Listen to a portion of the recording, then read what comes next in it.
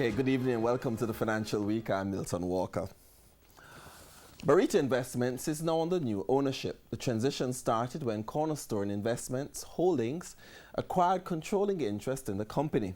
The result? Significant changes at the board level. TVJ's Andrew Lately reports. Barita charting a new course with a new chairman at the wheel.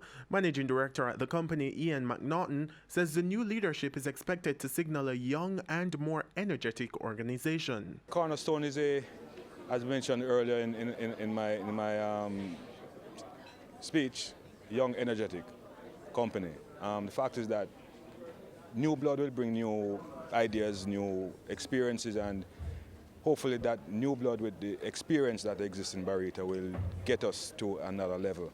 But even while the company transitions, Mr. McNaughton admits that the road ahead is likely to present challenges of its own. There are some intangibles which we have no control over. I mean, interest rates going down are par for the course, and hence our revenue earning capacity on some of our assets are being diminished. But we have been very good at managing the issues surrounding these economic conditions, and we'll manage and we will be better next year. As for the year in review, Barita has been traditionally a profitable company, never made a loss in its 41 years of existence.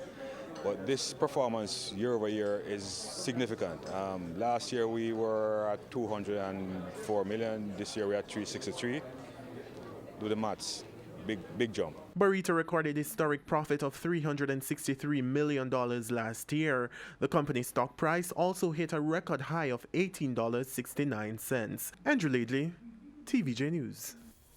Okay, let's have a look at the currency markets. Currency trading ended today with the US dollar selling for $125.19. The Canadian dollar closed at $96.49 and the pound sold for $163.06, while the euro is going for $143.92. The JC index gained 363 points today, while the junior market index is up by 15 points. Among the winners today were Jetcon Corporation, Jamaican Teas, Carib Cement, Barita Investments, and Express Catering. On the losing side were Cygnus Credit Investments, Caribbean Producers, Fosrich, Epley, and Jamaica Producers. And that's the business day. I'm Milton Walker. Good evening.